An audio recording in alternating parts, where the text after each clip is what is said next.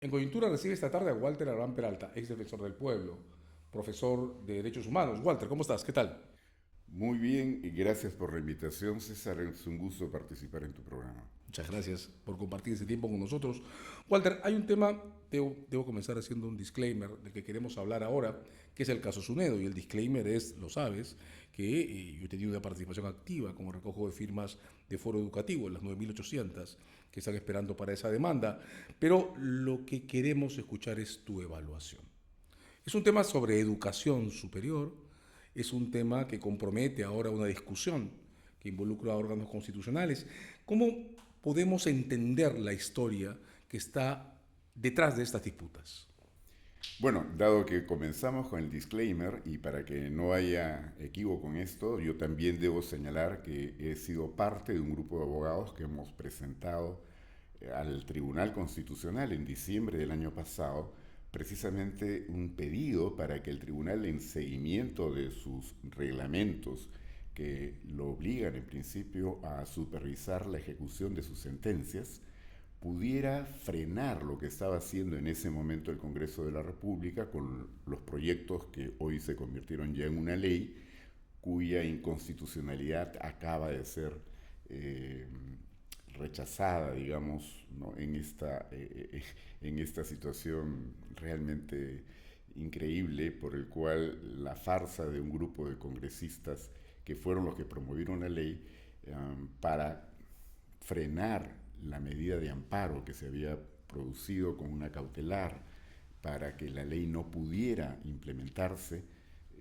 sin que se discutan los temas constitucionales que están de fondo, acaba de declarar el Tribunal Constitucional que esto sí reúne todas las condiciones para su constitucionalidad, lo que contradice al Tribunal Constitucional del año 2008, que señaló más bien que esto era un estado de cosas inconstitucional, o sea, la situación en la que se encontraba la universidad peruana, públicas y privadas en aquel momento, era un estado de cosas inconstitucional.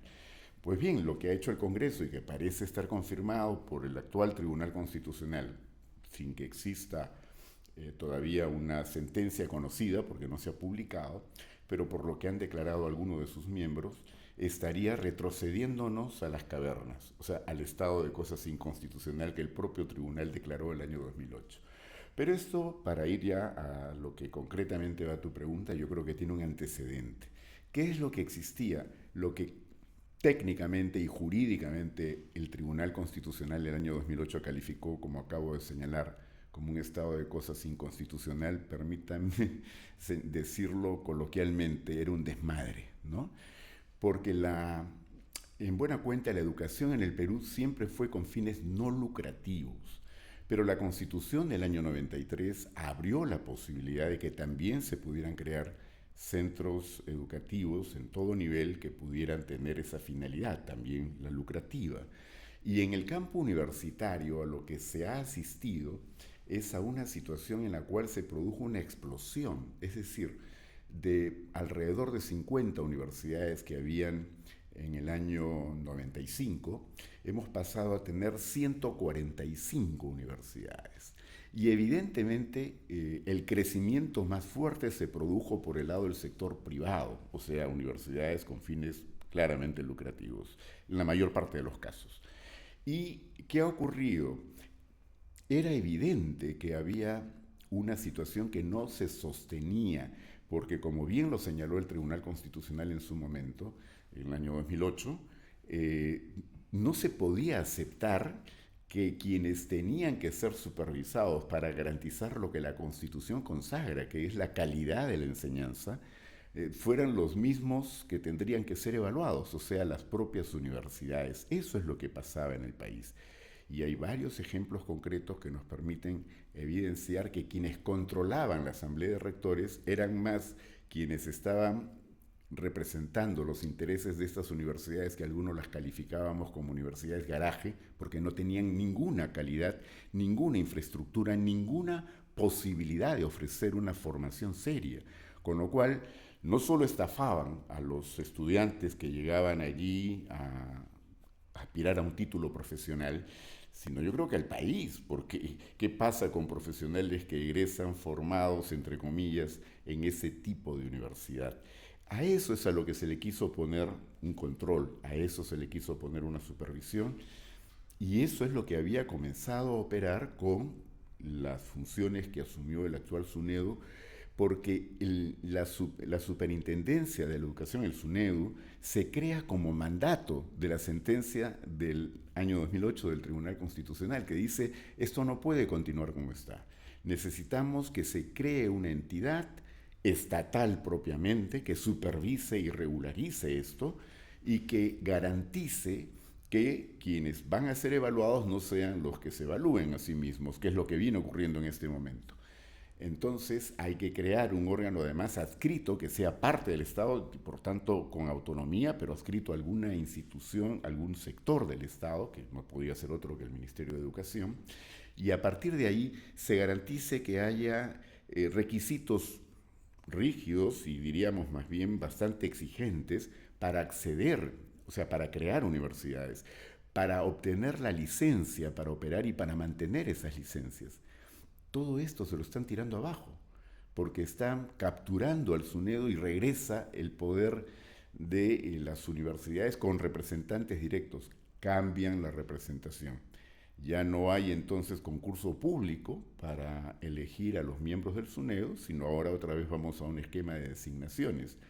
Y hay varias cosas que me gustaría abordar a propósito de eso, pero tú me dirás si podemos ampliar el tema. Vamos, de hecho, a regresar sobre esto, pero déjame plantearte una ecuación que he visto dibujada en varias declaraciones, la de Ernesto Blume, un artículo de la jueza Pacheco, autonomía versus superintendencia.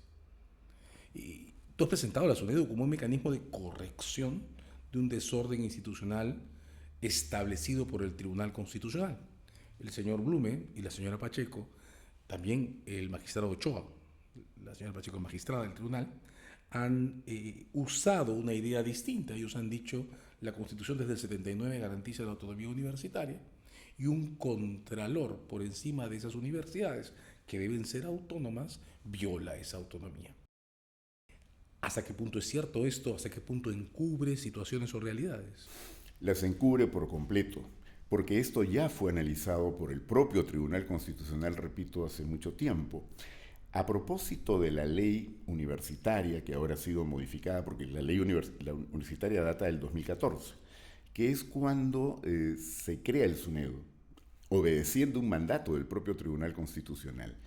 Y en ese momento hubieron hasta, me parece, 4 acciones de inconstitucionalidad que llegaron al Tribunal Constitucional, y en esa etapa el Tribunal Constitucional no solo ratificó su criterio anterior, el del 2008, sino que además señaló que esto de ninguna manera, o sea, la creación del SUNEDU y el rol que el Estado tendría que jugar aquí, de ninguna manera podía entenderse como una afectación a la autonomía.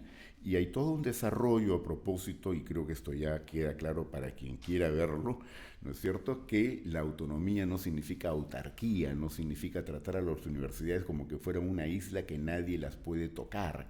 Hay necesariamente un rol supervisor del Estado, precisamente para evitar estas estafas, como dije antes, a estudiantes y al país, con profesionales que salen con un título a nombre de la nación y que nadie entiende cómo pudieron llegar a alcanzar ese título con una enseñanza tan pobre, tan carente de todos los recursos que son indispensables para que se forme mínimamente un profesional con calificación para poder actuar en el mercado, ¿no? Yo creo que no hay peor ciego que el que no quiere ver. Y lo que se ha conocido tanto en las declaraciones de la magistrada Pacheco, a quien conozco y le tengo especial aprecio personal, pero no puedo pues estar de acuerdo con lo que ha señalado, porque definitivamente el conflicto de intereses es evidente. Se está otra vez volviendo, como decía, al esquema de que los supervisados se supervisan a sí mismos, ¿no? Y esto tira por completo los avances que se habían producido, que son objetivos. Yo decía que habíamos llegado a 145 universidades, Pero ¿cuántas de estas eran públicas y cuántas privadas? Prácticamente el doble eran las privadas y las públicas estaban en un número bastante menor. ¿Y qué ha ocurrido con el licenciamiento o los procesos de licenciamiento que ha llevado adelante SUNEDO? Pues únicamente 3 universidades públicas quedaron sin licencia. Muchas tuvieron que obtener recursos del Estado para mejorar sus estándares y poder pasar las pruebas para el licenciamiento. Y en el caso de las privadas, sin embargo, la mitad, ¿no? Alrededor de 48 fueron dejadas sin licencia. En otras palabras, había comenzado a producirse un cambio que era fundamental para precisamente garantizar la calidad de la enseñanza. Ahora, ¿qué va a ocurrir? Porque esto es evidente. Todo lo que ha ocurrido en el Congreso estaba en función de obtener que esas 48 que han quedado fuera puedan volver, ¿no es cierto? Y que las que consiguieron su licencia haciendo esfuerzos especiales, porque en un principio no querían invertir lo necesario, pero como se dieron cuenta que era indispensable para poder continuar a hacer las inversiones que la superintendencia les exigía, entonces tuvieron que invertir. Pero las licencias no son permanentes, no son eternas, tienen que ser renovadas periódicamente, de manera que varias de las que están licenciadas tampoco estaban contentas con que exista el SUNEDU tal como lo conocemos hasta ahora, porque eso suponía que tenían que mantener niveles de inversión que les permitieran que la calidad de la enseñanza que podían ofrecer estaba mínimamente garantizada. Vamos a volver, como dije, a la edad de piedra, vamos a volver a una situación más bien absolutamente desordenada. Yo decía, por eso esto es coloquialmente un desmadre, ¿no? Porque ahora cada quien va a hacer lo que le dé la gana, no va a haber ninguna forma de controlar. Hay un punto importante en esto. La nueva ley, la que modifica pues la composición del SUNEDO y la definición de su estatus jurídico, ya no la adscribe al Ministerio de Educación, no la adscribe a ninguna institución del Estado. La sentencia del 2008 decía que era indispensable que existiera una entidad desde el Estado que supervisara las universidades y que estuviera adscrita, porque de otra manera no hay forma, por ejemplo, de transferirle presupuesto. Pues la nueva ley ya no la adscribe y en consecuencia esto se va a convertir en un directorio sostenido por que cada uno de los que vienen ahora van a ser designados por la entidad que los nomina, y dónde van a estar los recursos para que puedan hacer o llevar adelante procesos de licenciamiento, dónde van a estar los recursos para que puedan supervisar efectivamente que la calidad de la enseñanza sea la necesaria o indispensable, mínimamente exigible en cada centro universitario. Yo no veo cómo se va a poder mantener esa institución. Creo que hasta allí entonces se hace evidente que es un despropósito lo que está ocurriendo y las declaraciones del magistrado Ochoa también me han impactado. Tengo mucho aprecio por el magistrado Ochoa, pero discrepo por completo, por Dios. Yo enseño un curso de ética actualmente en la Facultad de Derecho de la Universidad Católica y no veo cómo puedo sostener que un conflicto de interés no existe cuando una persona que representa directamente a la universidad, el rector de la universidad, ¿no es cierto?, forma parte del SUNEDO y que esto no genera ningún conflicto de interés porque ya en ese momento él se desvincula de la entidad. Por Dios, esa fantasía solo la pueden creer quienes no quieren mirar las cosas en términos de la realidad, ¿no? Creo que esto tiene que ser corregido, ojalá, pero ahora estamos pasando por un momento muy peligroso. Tengo notado el tema de las designaciones que mencionaste porque me parece que da para mucho, pero ahora mientras te escucho se me ocurre comparar lo que estás describiendo con el proceso de objeciones y resistencias a las pruebas para acreditar educadores de primaria y secundaria. ¿Hasta qué punto esto que encuentras promovido por quienes manejan las universidades no licenciadas se parece a lo que el entorno de Castillo intentaba hacer cuando boicoteaba e incluso levantó una huelga contra los exámenes para calificar docentes por méritos y conocimiento? Bueno, César, creo que es evidente que este Congreso se ha dado la mano entre quienes parecían rivales y, digamos, polos opuestos, ¿no? Para todo lo que ha significado contrarreformas, ¿no? Y la educación es uno de ellos. Y creo que efectivamente hay una semejanza evidente en la actuación que han desarrollado y una coincidencia más bien para el despropósito de desmontar los pocos avances que se habían obtenido en el campo educativo. Y en materia concreta de las universidades, pues es evidente que Perú Libre votó de la mano con Fuerza Popular, con Renovación Popular o con Avanza País, ¿no? Es decir, todos han estado jugando este interés de conseguir que todos los avances de la reforma universitaria a través del licenciamiento de las universidades se vaya al tacho. Y me apena más constatar que así cuando también se dieron la mano para elegir a los actuales magistrados al Tribunal Constitucional, ¿no es cierto? No eligieron a todos los que querían en un primer momento, tenían una nómina que era prácticamente cerrada, ¿no? Pero baste reconocer que el magistrado, que uno de los magistrados que no iba a ingresar, Manuel Monteagudo. Manuel Monteagudo, había sido ya descartado por el hecho de que entre la bibliografía, o sea, la autoría de libros que él presentó, había uno que no había sido traducido al español porque fue escrito originalmente en inglés, lo cual era una barbaridad, ¿no? Y hubo presión de sociedad civil y medios porque se explique esto, y creo que eso hizo que el doctor Monteagudo sea finalmente elegido, como decir, una concesión ya a las presiones que se habían producido. No me parece casual que sea aparentemente el único de los magistrados que difiere de todas estas coincidencias para tratar de ratificar la barbaridad que ha iniciado el Congreso con estas modificaciones.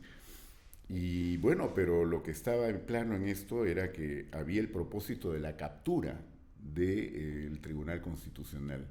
Y bueno, todos los resultados parecen evidenciar que sí, pues, el Congreso quería elegir a quienes les garantizaran que cualquier cosa que ellos pudieran decidir no podría ser cuestionada como inconstitucional ante el tribunal. A eso es a lo que estamos asistiendo. Es más, creo que tenemos derecho a sospechar por la manera como han actuado estos farsantes, que como dije antes, son los que promovieron la ley, los que la sacaron adelante, y a la hora que se produce la intervención del Poder Judicial en base a un amparo que planteaba pues que no se podía aplicar una ley que era a ojos vista inconstitucional, y el Poder Judicial actuó en consecuencia, pero para salvar este asunto se han ido al tribunal, y lo que varios han maliciado, y yo me sumo, es que ya tenían arreglado el asunto, lo tenían conversado, ¿no? Sabían cuál iba a ser el resultado, de ninguna manera les iban a declarar inconstitucional, pero ¿cómo puede permitir, no digo la evaluación del tema de fondo, cómo puede permitir el Tribunal Constitucional actual admitir, ¿no?, un procedimiento que es a todas luces una farsa? Detengámonos ahí antes de la pregunta que sigue. Has levantado un tema que me parece muy fuerte. Son 33 congresistas, los cuales 30, en efecto, están registrados como votantes a favor de la ley anti-SUNEDU. Y al mismo tiempo firman una demanda en la que, en la pretensión, piden expresamente que se declare la ley por la que votaron inconstitucional.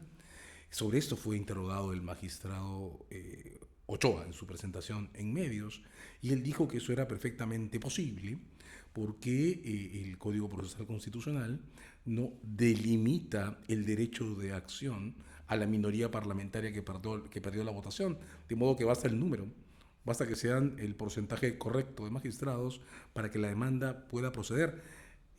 ¿Cómo respondes a eso? ¿Cómo encontramos una pista para entender esa afirmación? Bueno, es un formalismo absurdo, ¿no? Porque es obvio que cuando se dicta una ley, nadie se pone a pensar en las trampas que puedan elaborarse para tratar de pasar por encima de la norma. Entonces, el código no podría haber supuesto que los 20 congresistas que se exige para que pueda promover una acción de inconstitucionalidad tienen que ser gente que no haya intervenido en la misma aprobación de la norma. Habría sido absurdo que eso Porque parece obvio, ¿no? esté previsto. Por un lado es obvio y por otro, lo que acá hay que aplicar son valores. La ley no es solamente reglas, también son valores. Se deriva del Estado constitucional de derecho y gente que está en el Tribunal Constitucional debería tener muy claro que su principal tarea no es que se aplique la ley literalmente, sino que se aplique correctamente, constitucionalmente y sin prestarse a farsas. Los abogados conocemos lo que es un fraude a la ley. Eso es lo que han hecho los constitucionalistas que plantearon esta demanda.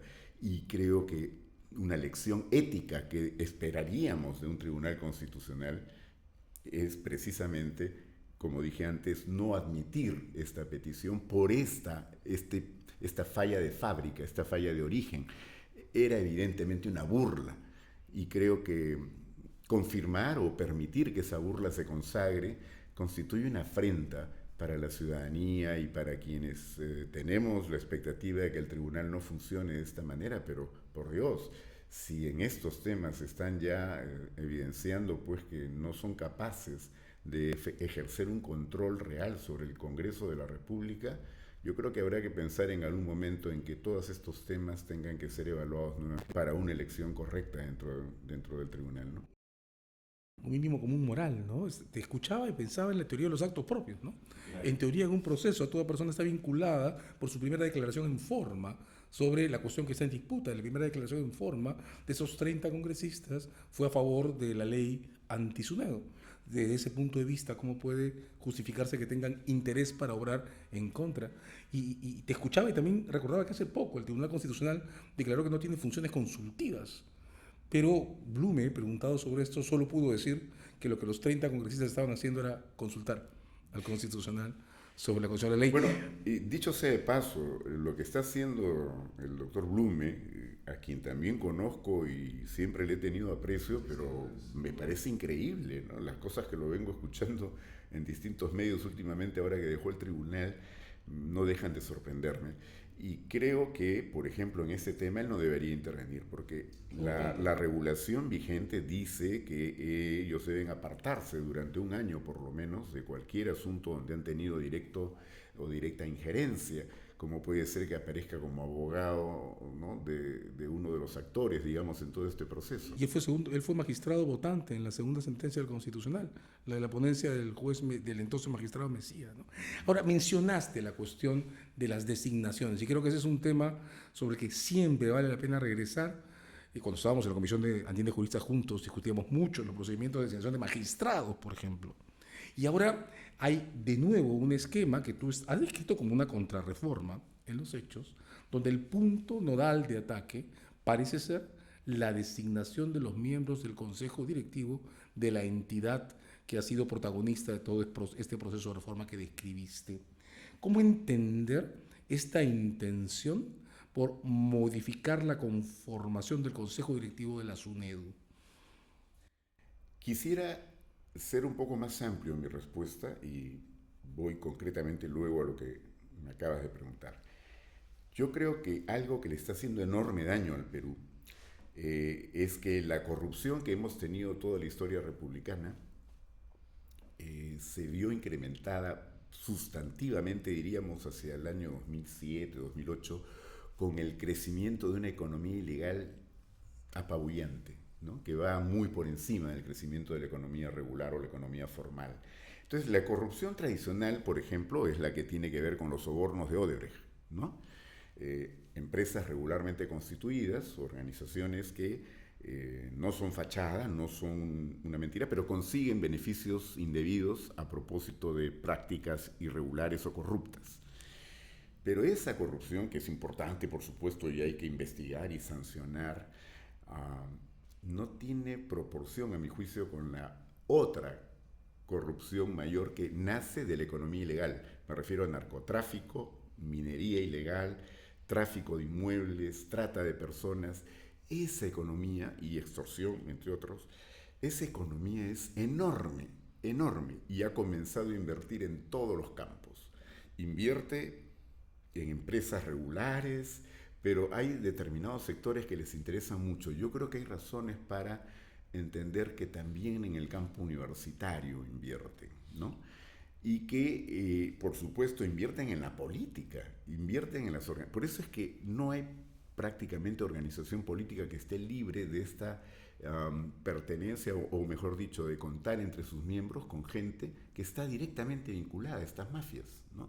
Y por eso pueden actuar en conjunto sin necesidad de entrar a discutir nada programático ni ideológico. Tienen intereses en común y eso les permite darse la mano pues entre bancadas tan distintas.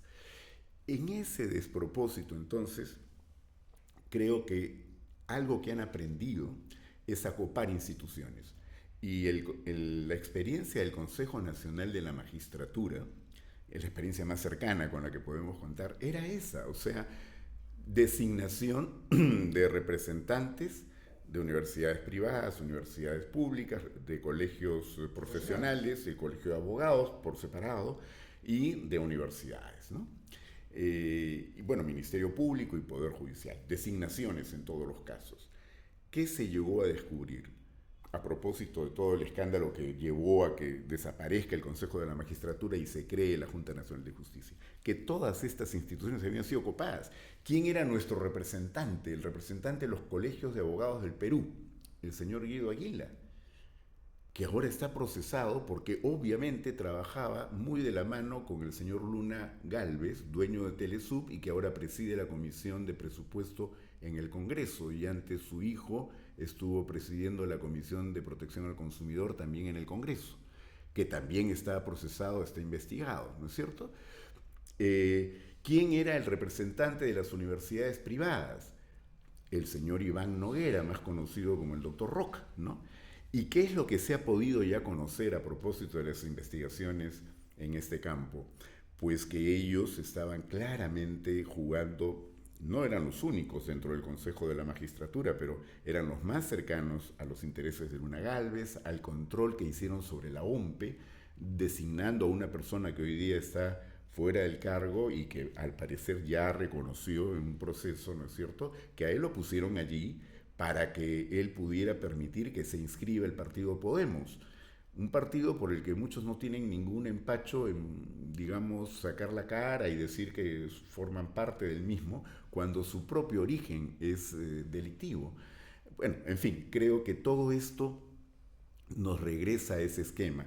Las organizaciones políticas, que yo creo que de políticas tienen poco y son más bien organizaciones de intereses bastante bien explícitos, ¿no es cierto? Ya saben que es fácil capturar. Entonces no quieren concursos públicos, los concursos públicos siempre los exponen. Por eso es que para elegir defensor del pueblo no querían hacer el concurso público y querían designar prácticamente a dedo. Y cuando se les llamó la atención por eso y el Poder Judicial también aceptando una medida cautelar planteada por el Sindicato de Trabajadores de la Defensoría, les paró el macho, pues han comenzado a reclamar y exigir que esa es su potestad y que nadie tiene derecho.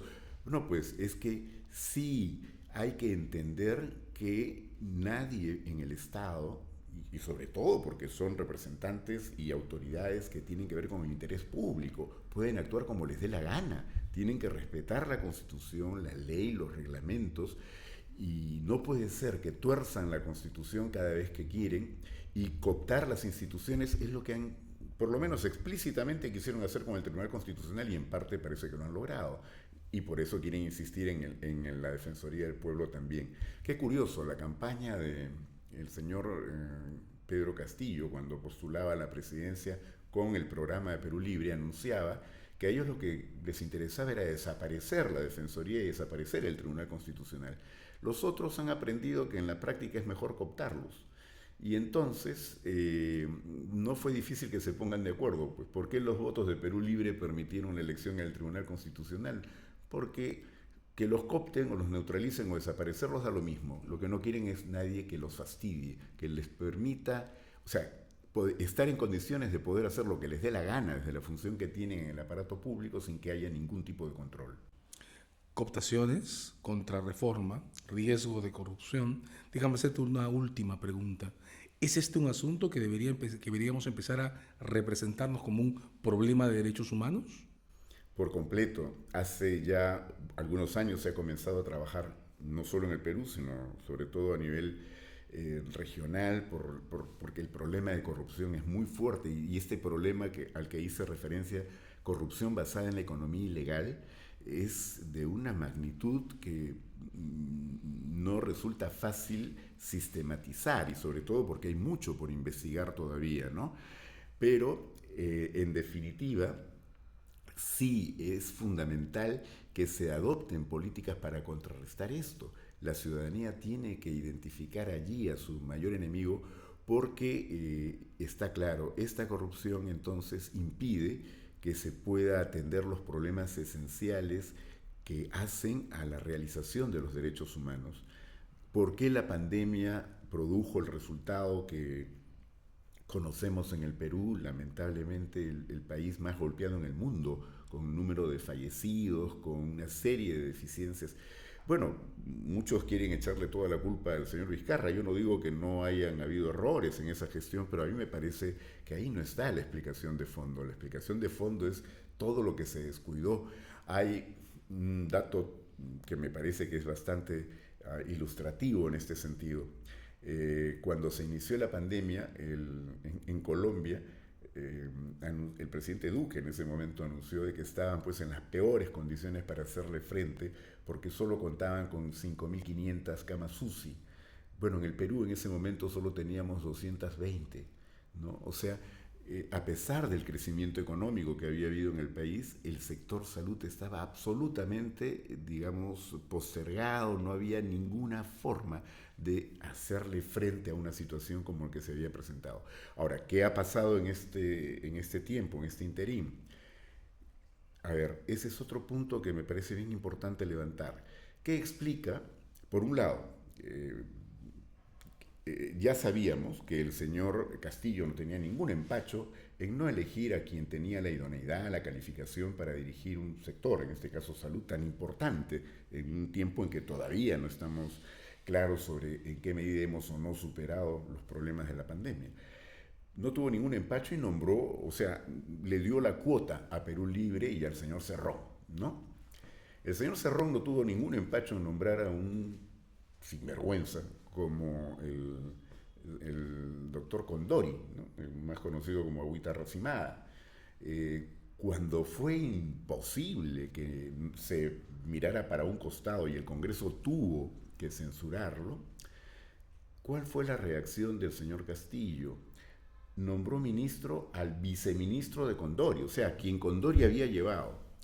La pregunta que tenemos que hacernos es, ¿por qué el Congreso no lo tocó ni con el pétalo de una rosa al nuevo ministro cuando era evidente que en el sector salud no se estaba haciendo nada por mejorar las cosas, lo que nos hace suponer que estamos peor que antes, ¿no?